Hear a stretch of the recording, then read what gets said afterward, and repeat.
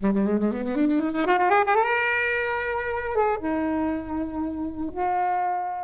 I think, is a really, lovely, genuinely funny film, extremely charming. And, I think it really shows why Emma Stone became a star. I just think she's brilliant in this. It's the same thing that I love about Andrew Garfield. She's got that real, theatre nerd heart where she's not allowed, she goes for it so much. She's not afraid to be embarrassing. So even when you know the beats of the story, I just think she's such an enjoyable force to watch and rewatch again. Can I just say it for Stanley Tucci, man knows how to wear a Henley shirt. His arms in this. Oof. So maybe I don't want him to be my dad. Yeah. Maybe I want him to be my daddy.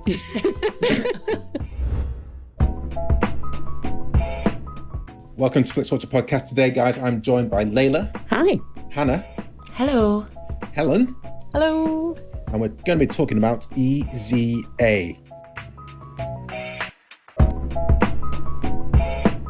Thank you, as always, to the mighty people for the mighty, mighty tunes. And thanks to Ben from Rockwood Audio for his awesome editing skills. Please do remember to write a review and rate us on Apple Podcasts and anywhere you can do where you listen to the podcast, because it really does help us. And you can join in the conversation with us on Twitter At FlixWatcherPod and on Instagram at Flixwatcher. Hello film fans, welcome to Flixwatcher podcast. Joining us remotely today we have Leila and Hannah. If you could please say hello to our listeners and tell them a little bit more about who you are and what you do, please. Hello, I'm Hanna Flint. I am a film critic, a writer, interviewer, host. I'm a multi-hyphant film person. One of these people. You know, these people do as much as I can to get paid. Yeah, I write for loads of places, but I suppose I'm actually part of the Strip Media family already. I have two podcasts at the moment. I've got weekly reviews podcast with fellow critics Amon Warman and Clarice Lockery. So both formerly of this podcast, they've both been on here before. Oh, they've been here first, so now you've completed it. The power of three is We've complete. got the set. We've got the full set. Yes, there we go. So yeah, we do weekly film reviews, so tune in on Sundays. And I also we've launched a little limited series called The First Film Club, which is a kind of podcast extension of an event screening series we ran prior to the pandemic. And we used to screen directorial debuts of some of the British filmmakers mostly, because it's been Amarasante, Mike Leigh and Gurinder Chadha, all their debuts. And we pair them with a short filmmaker who hasn't made the first feature, and we do a little screening, Q&A afterwards. But now we've kind of expanded the format so that we can speak to anyone about their first films. And so, yeah, there's the ones that are up now. There's ones that's just gone live, is Lilting with Carmel Cochran, a casting director, and we had Michael Lehman, the director of Heathers. So, yeah. What's the special thing about the people's first films? Because sometimes it's like Lulu Wang's first film, I'm just like, no, that's not fair. Yeah, yeah. But there's something special about the first film, first director, first time acting, like Barkhad Abdi in Captain Phillips, for example. I'm like, dude, this is people have worked years to get to the level you're at, and tell us what's special about the first film. I think what's special about a first film is this kind of the childlike wonder of anything is possible. Do you know what I mean? It's like you go in there and you're quite like, okay, let's wing it, or kind of work and small budgets, or even just we had Genevieve Gaunt on her first film. She had one line in it. She played Pansy Parkinson, but it's like she was in Prison of Azkaban. That being your first film. She had one line and she was on it for 16 weeks. So you get a really crash course about how movies and studios work. So I think what's so amazing is that everyone's got their unique take on it. Like Carmel Cochran, you listen to it, she says that she had no clue what she's doing, but clearly she did very well, because the cast of that with Ben Whishaw and Cheng Pei Pei, and just so many people are amazing. So yeah, I think there's it's nice to see where someone started, because in a way it kind of grounds you of where you've gone.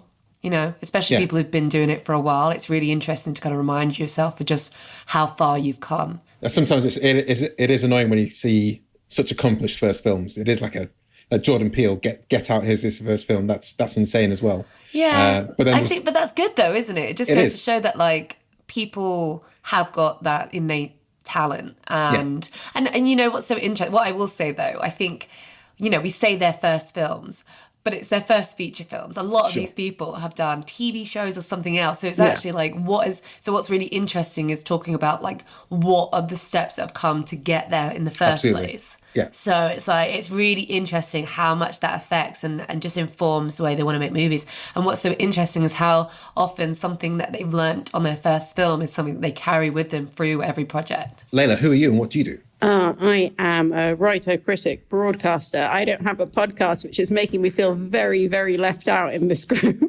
I am the guest host of the Little White Lies podcast, but I'm yet to kind of, give myself a proper one by myself. I work for Total Film, Little White Lies, the AV Club, Sight and Sound, anyone that will have me really, and pop up on the radio. You also have a columnist. You're a columnist at Curzon.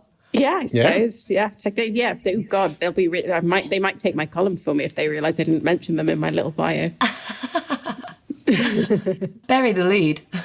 But yeah, it is interesting what you're talking about with these first films, because I was just thinking about Steve McQueen and how, technically his first film was Hunger, but he was like an award-winning video artist for many years before that, and had like a Turner Prize and had represented Venice, England at Venice, and done all these things. So who's like, there's not that big a binary for like first, I suppose. Mm-hmm. No. I mean, Reggie Yates's first film, Pirates, he's talked about working. He did many shorts, written many shorts, filmed many shorts before Pirates. Like Pirates. I think that's on Netflix now, actually. Yeah, it is. Yeah. Guys, Netflix. I haven't seen it yet, but I really want to. But also, I feel like there are a lot of people's first films that are terrible, and we will not discuss. Well, we're talking about Easy A today, which is your choice, Leila. Yeah. Can you tell us, first of all, why did you choose this film? And second of all, I'll give you 60 seconds or less to give us the synopsis. So, first of all, why did you choose it? I chose it because it was really what I was in the mood for. Hannah and I had been discussing about what films that we would choose for this podcast, and I had just been watching a ton of like horror shorts that day and really bleak things, and I just felt that I needed like a warming tonic and something like truly enjoyable, like a balm to wash over me, and to have a little bit of nostalgia for it, because I think I was like about 19 when this came out, and so this feels very much like something that spoke to like the sexual politics of like young womanhood for me, and something that was really funny and fun. And I love watching, I mean, it's not her first film, but I think it's her star-making term, and I adore Emma Stone in this. So yeah, that's why I chose Easy A. Okay, so I'm going to set the timer, and you have 60 seconds starting now. Go. So Easy A is about a young woman called Olive, who is a kind of very unpopular girl in her high school, none of the boys are particularly interested in her. She has a kind of toxic friendship with one friend. And she, in order to get out of hanging out with her friend and her weird parents, she tells a lie that she's got a date. Her friend then assumes that she's had sexual intercourse with someone and starts a rumor about her. And she decides that she's going to take on this kind of rumor of slutdom within the school, being inspired by the Scarlet letter, and, just say that she is actually a sexually active person, even though she isn't, stitch a Scarlet A to herself and kind of be empowered by it and enjoy the whole school being tantalized by her antics, which aren't really happening, and claim to sleep with loads of boys. We've all been very there. Nice. You started that synopsis with Olive is an unpopular person. The thing about high school films that always kind of I always kind of think, not that I care about popularity so much, but I wonder what, if I were, A, how true to life is, and B, if I wasn't a clique, would I be a popular clique, or I don't know, it seems like a weird thing, but Emma Stone, off the back of it, she doesn't seem that unpopular. She's got a couple of friends. She's got a loving family. So she seems already a bit better off than other people in other teen films. I don't know. What do you guys think? Yeah, she reminded me a bit of the cool girl monologue in Gone Girl. Like, she is the sort of like girl that doesn't really exist that we're sold in films, and that she's like stunningly gorgeous, incredibly quick-witted, has a loving home life, quite stylish, very like smart. And it's like, yes, it's hard to take this person really as being an outcast, but perhaps she's like the outcast that people that really were outcasts could kind of, take some comfort in, that they had someone like Emma Stone representing them. It's so weird because I have not got that read on this character at all. I think she becomes an outcast. I think she's just been, she reminds me of all just the kind of the girls that I knew as well. And maybe I was at, but it's like, they just keep below the radar. They're just like doing their thing. They're just studying. They know that their lives is going to vastly improve the minute they leave high school. Do you know what I mean? That sort of girl, like, I did not get the read that she was kind of super unpopular. I just think she was neither popular nor unpopular. Yeah. She was, I don't know, notpular. Maybe because you think unless you're kind of like dating the jocks in school, that's the kind of vibe I get from American high schools, that if you're like dating the jocks in school, then you're automatically at the top. Whereas you can be quite, like Emma Stone's character in this, can be quite, attractive, interesting, funny, and kind of get along with everyone, but you don't have that kind of like step up because you don't have the male counterpart bit. And also I'm not sure if she was invited to that big party, but people didn't certainly go, what the hell are you guys doing here? It was kind of just like, oh, she's here. That's what I think. I think what I quite like about this film is that it doesn't obviously play into the cliquey tropes that we normally get, I mean, there's a film where it's kind of like you go around the cafeteria, it's like, this is where the jocks sit, this is where the Asians sit, this is where, you know what I mean? Like that sort of like kind of like the social, I don't know, hierarchy of what it is or what you're doing. Yeah. Even Clueless, like that has that moment. Whereas this is like, everyone's just going to this school and like some people really like God. And, we do have that, like Olive, like there is a central conflict in her that she feels ignored. And that, like, as much as kind of this is maybe the wrong type of attention ultimately that she's getting by kind of being the school slut, like, not to slut shame her. I'm a very sex positive person, but, that she is at least enjoying that, maybe she's not being talked about in quite the way she hoped, but she is enjoying for once being talked about. So maybe she's not like the complete bullied outcast, but she's certainly someone that would enjoy a little more attention and popularity than she receives. So why do you think she didn't want to go with I can't remember what her friend's called, out with her friend for that night? Was it just that she felt above it, or she's tired of I think you said quite an interesting thing with a toxic relationship with a friend. Just 'cause sometimes you just want to hang out and be at home. Just wanted to hang out at home. And well, because isn't the point that it was going to a weekend and like her best mate's got these super hippie parents that just like just gonna get naked? She's like, I just want to chill out at home and do nothing. But also her parents are the coolest people in the entire world. If my parents were Stanley Tucci and like a really like sex positive, what's she called? Patricia Clarkson. Yeah, I would never leave the house on the weekend either. Just sit around having pasta with the tooch. That sounds very rude. That sounds like a euphemism for like something. Exactly. I would go with you, but my dad's the tooch, so I'm just going to hang out. I just bought his cookery book, and the man knows what he's doing with pasta.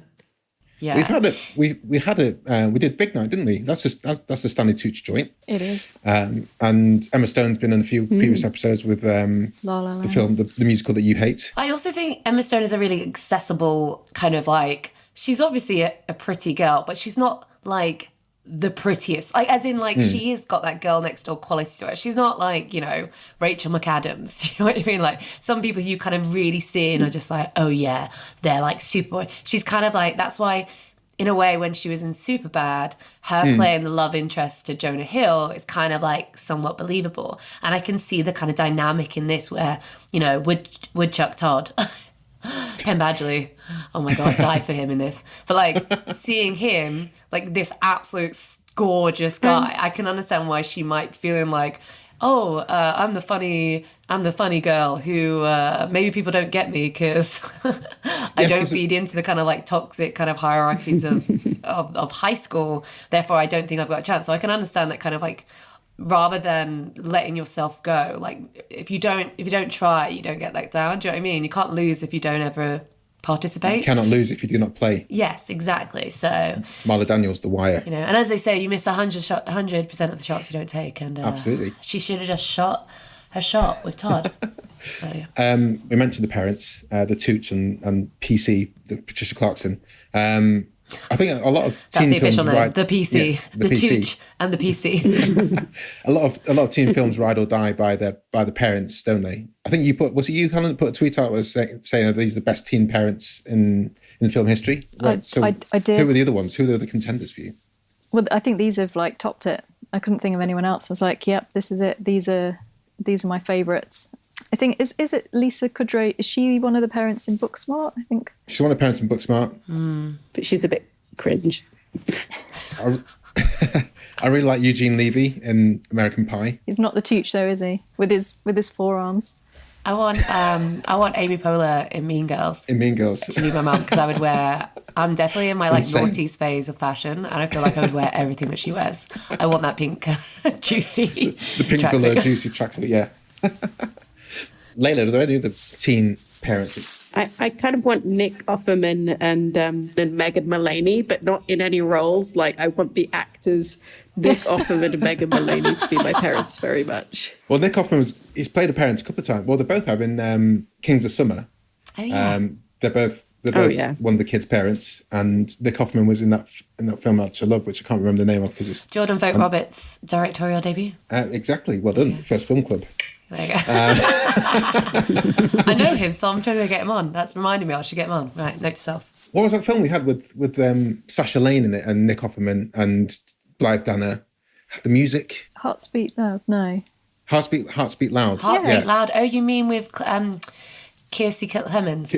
Kiersey Clemens and Sacha Lane. But yeah, Nick Offerman was a great dad in that. I haven't actually watched that. I need to watch that. I'd watch that. Holy moly. Yeah. Get yourself to Netflix. Get yourself to Netflix, mate. It's probably gone off Netflix by now, but it certainly was. Can I just say it for Stanley Tucci? Man knows how to wear a Henley shirt. Like, fits him perfectly. The arms, like his arms in this. Oof. So maybe I don't want him to be my dad. Yeah. Maybe I want him to be my daddy. That's going to be the clip of the show. Thank you very much there. That is really the marker of becoming a woman, where you go from wanting him to be your dad to your daddy. Leila, let's talk a bit about the slut-shaming side of things, as it were. Because Olive seemed quite in control of it, or at least quite happy to let it propagate. Yeah, just talk about that side of things, because this kind of sets it apart from all teen films, pretty much, because most teen films don't want to be known as the slut, where she isn't in any way, shape or form, but she's happy to help people out. Yeah. I find she's almost a bit too helpful in a way.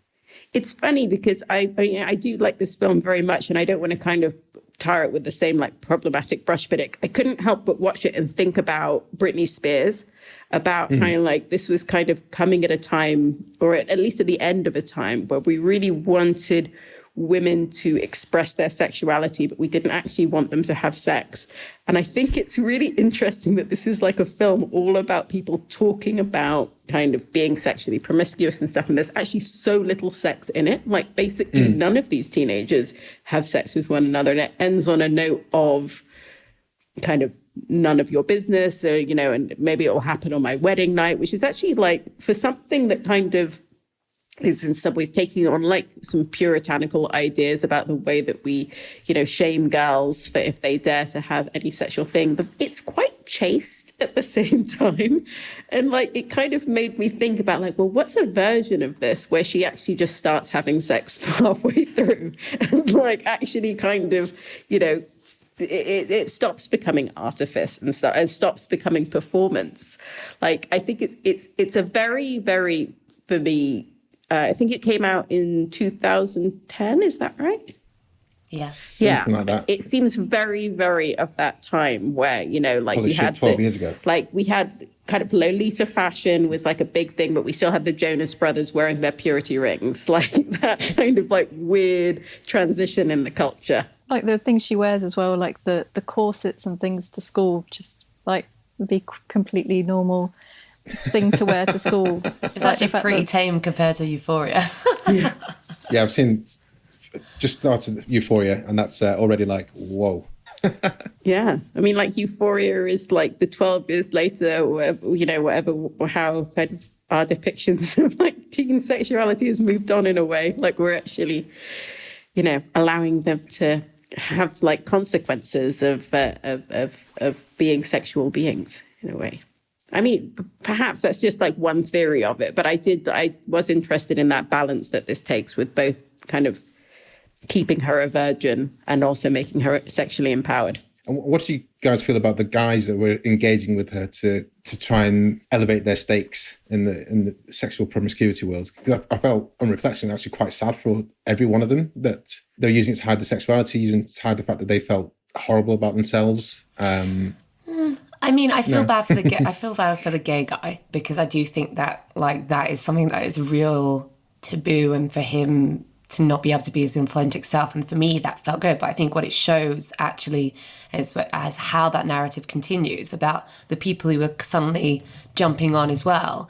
They were actually using it. It became a very misogynistic tool for them, where it's like, you know, something that was supposed to be an empowering thing for her to claim back the narrative by saying, okay, if you're going to say that, I'm going to own it and I'm going to display it. And then suddenly it's like, you know, when it turns out one of them actually thinks that she's actually having sex rather than pretending, then the reality sets in. It's like it becomes all about them. It's about their manhood, their masculinity, and she's just a tool to like prop them up and like, you know, blow smoke up their arse. It's not about her anymore, and she's just been used. And I think that's where that's where it gets, you know, you get really kind of like the really sadness about it. The sadness that still, once again, no matter what, like I think it's so interesting when like you think, when you look back at like the sexual revolution, like liberation, women's lib movement, and how that was supposed to be a thing to say, actually we're free, and suddenly men started using that as a way of saying, oh, well, if you're going to fuck this, but sorry, we can swear. Okay. You can swear. So it's like, oh, well, if you're going to fuck outside of marriage, you can fuck me. And then suddenly you get this thing, it not increased, but suddenly it becomes acceptable. Like women are no longer allowed to say anything against sexual assault. And this is why we're in a situation we are now with Me Too. And I think in a way, maybe not as explicitly it's doing that in this film, but I definitely felt like, if I look at that now and I think, oh, there's like hints of that. There's echoes within that in a smaller scale. But I think Leila's right. It's, you know, this is obviously specific, you know, this is a meta-narrative. It's not only a play, like meta take on Scarlet Letter, but it's also referencing all the rom-coms, you know. So it's kind of like, it's in a way trapped within the confines of the tropes that it's sending up. So yeah, it would have been cool if she actually just like, she just should have just shagged Woodchuck Todd and made everyone happy. Well, maybe on a wedding day, maybe tomorrow. You never know. On her own terms. The actual sex that is happening ends up having quite bad consequences. And that's kind of interesting, because I always forget when I watch it that part's coming, that the guidance counsellor is having sex with her student, which is... Well, technically he's an adult though, remember? That's the only sex happens between, like, adults. Wasn't there people in the pool in the party?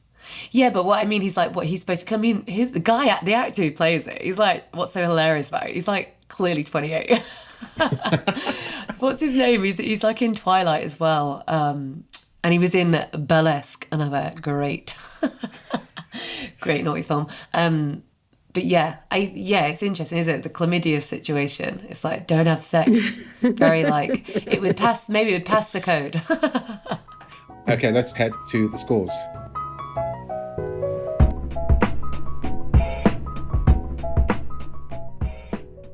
Hello, I'm Hanna Flint from the First Film Club, a film podcast series dedicated to established and emerging talent, both in front of and behind the camera, and the feature debuts that launched their careers. From the new drama Mass to the cult classic Heathers, each episode is dedicated to a film, a guest, and the behind-the-scenes stories, memories, and advice from their time on set. Find us, the First Film Club, wherever you listen to your stripped media podcasts. Come join the club. Welcome to the Flixwatcher scores. All of our scores are out of 5. You may have decimal places if you wish, and we'll start with you, please, Leila, with your recommendability. So recommendability, I'm going to go with a 4 in terms of how easy it is to recommend. As an example of the genre, I think it's a really good example. I recently rewatched the American Pie films, and that would be a 1, like actually aged like milk. This, I think, is a really like lovely, genuinely funny film, extremely charming. And like, I think it really shows why Emma Stone became a star. Hannah, recommendability score. I'm going to go 4.5 because I adore this film. I think it came at a time when you know, the kind of teen films we were getting, this very specific subgenre of like classic lit to high school adaptations. I think it was one of the last kind of ones that actually did it well. And, you know, after that came out, a few others tried to do it, but, you know, this one really captured a specific time.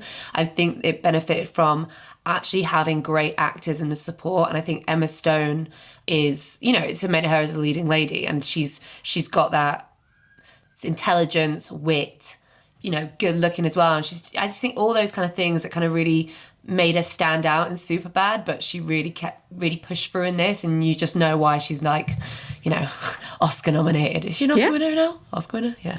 I think she won for La La Land, didn't she? Yes, she did. That she did. One of Helen's favourite films. Also, La La Land has been a previous episode here. So we've had Superbad and La La Land, and now Easy A. Helen, recommendability score. I love Emma Stone in this. I absolutely adore her in this. I think she's brilliant. It's probably my favourite role of hers, and on that alone. More than Crazy Stupid Love. Yeah, I think this is a little bit more fun. I think she's a bit more goofy in this, even though she's goofy in that. I think her goofy side comes through a little bit. It's not really her film though, is it? Crazy Stupid Love, I guess, either. Yeah, there's more of an ensemble. There's lots going on in that one. Whereas I just think she's brilliant in this. And I gave Mean Girls and Clueless a 5, so I'm going to have to give this a 5 as well, because I probably think this is slightly above them all. Oh, wow. Okay. Wow. I'm going to talk from Helen. I know, yeah. 4.1. Sorry, I just really love the fact that you... like, it's like decimal, so I'm like 4.5, whatever. It's like 4.1. We've had Pi. Adam Buxton gave Pi 1.3.141. He knew it's like 5 or 6 decimal places. Insane. Yeah, 4.1. I like it. Perhaps not as much as you guys. But I think it's definitely, everyone should see it. And I think the teen parents are definitely top draw in this. But I think I'd like Nick Offerman above the Tucci. But, you know, as a dad, not a daddy. So can't we have both? That's maybe where you can't have both. You can have two dads. Yeah. Repeat viewing score, Leila. God, now that you've opened up this world of decimals, it's yeah, go for it. A 4.25. Brilliant. I think what it is about Emma Stone that's like so transfixing is the same thing that I love about Andrew Garfield. Like, she's got that real like theater nerd heart where she's not allowed. She goes for it so much. She's not afraid to be embarrassing. So even when you know the beats of the story, I just think she's such an enjoyable force to watch and rewatch again. Hannah. Yeah, I'd probably say 4.5. Look, I'm going to be consistent. I've watched this several times over, and it's just, it's a comfort watch. Helen? A solid 4 from me. Yeah, exactly that. It's a comfort watch. Like, it's got all the characters I like. It's 1 hour, 32 minutes. It sips along nicely. That's what we love. It's great, yeah. Sorry, was that 4? Yes, please. I'm going for 3. I think this is probably my 3rd time watching it, and I've enjoyed it each time, but I don't think it's going to be my go-to watch. But having said that, I was quite happy. I was like looking forward to the rewatch when you suggested it, Leila. And back to you, Leila, for the small screen score. I actually think that maybe this almost benefits from the small screen, because I think it's kind of a real like cozy on the sofa with a blanket, watch it by yourself. There's so few sets. It's basically like, it's not the most cinematic in terms of like filmmaking. So yeah, I mean, I think it's probably best watched on the sofa with a big mug of tea on a kind of Sunday evening. So yeah, I'm going to say 4.5. It's just getting better for me. Hannah? Yeah, 5. It's like, it's the type of film that ITV2 would play several times. Do you know what I mean? It's like on the rotation. Brilliant. It's just that sort of movie. Yeah, it's a perfect at-home film, and for everything Leila says, you know, it's not like you are going to be losing out on the theatrical thrill of easy, unless you want to like listen to I got a bucket of sunshine, like in like Dolby digital sound. Yeah, no one needs that. Helen? I did watch this on a Sunday afternoon, evening. So yeah, it is perfect for that. So a 5 for small screen. Yeah, I'm going to go 5 for small screen as well. I don't think I get much out of it at the cinema. And even the collective experience, I don't think necessarily would be augmented by having it in the cinema. So I think 5 is perfect for this. Engagement score, Leila? I'm probably going to, I think we're kind of going to climax at the 4.5. I don't think it's going to get any higher than me for that. But for engagement score, I think the pacing of it is really great. So like they said, like hour and 32 minutes, really breezy. It's actually, when you think about it, quite a thin premise. So the fact that they actually keep building and it doesn't get stale in the second act like you'd think it would. Very good engagement. Hannah? It's interesting because it's like, we've just, repeat viewing versus engagement. Does the repeat viewing of the film makes the kind of engagement dwindle because you know what happens, therefore you can kind of know what's coming, therefore you don't have to have rapt attention. So I suppose in a way, getting scientific about it, but depreciating value, I suppose, on engagement the more you watch it. You go to many decimal places, you can be as scientific as you want. I think maybe I'm going to go just like a 4 because I think if you're going to repeat and watch it a lot, I think you can, I suppose I'm talking personally here. I think sometimes I get a bit distracted if I know the movie very well. And it's like, I know what the plot's, so even if I kind of look at my phone, I don't know, it's bad. I know. But even if I look at my phone, it's like I know exactly what's happened. I know what I missed out, and maybe I can quote it back. Helen? I'm going to go for a 4 as well. Seen it a few times. Even if you haven't, it's probably one that you could watch, but not have to be 100% concentrating because you're not going to miss any major plot points. Yeah, I'm going for 3.5. This is again a film I can happily be playing. Candy Crush or something on my phone at the same time. And still enjoy it. So that gives us an overall score of 4.30. Yeah, that's higher than I thought it was going to be. Hannah and Leila, can you sign off by telling the listeners where we can find you online? And we'll say goodbye to everyone who's listening to us. You can find me online, Twitter. I'm Leila_Latif, or you can find me pretty much in every issue of Total Film, Sight and Sound, Little White Lies. And I'll be at the AV Club till the end of the month. And on Curzon every month as well. Little White Lies is my favourite. Hannah? You can find me at the Fade of Black podcast, First Film Club podcast. You can find me at MTV Movies. We're doing some specials and we've got some more cool ones lined up for the rest of the year. Oh, also the big issue. And so, So House, I've started a column there. So if you're a bougie member, enjoy my spicy takes. That's where we bonded, Hannah. It is. A night where I can't remember how I got home. I mean, that's for another podcast, I think. The Euphoria podcast. Thank you very much, guys, for listening, and say goodbye. Bye. Bye. Bye. Enjoyed this episode of Flixwatcher podcast? Why not leave us a 5-star review on iTunes? You can also follow us at FlixWatcherPod on Twitter, and we're at FlixWatcher on Instagram.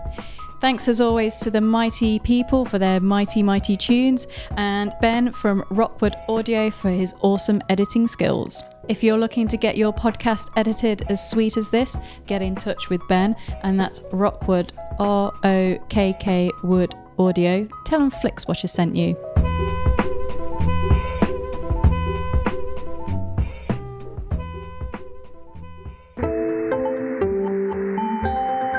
You just heard a Stripped Media production.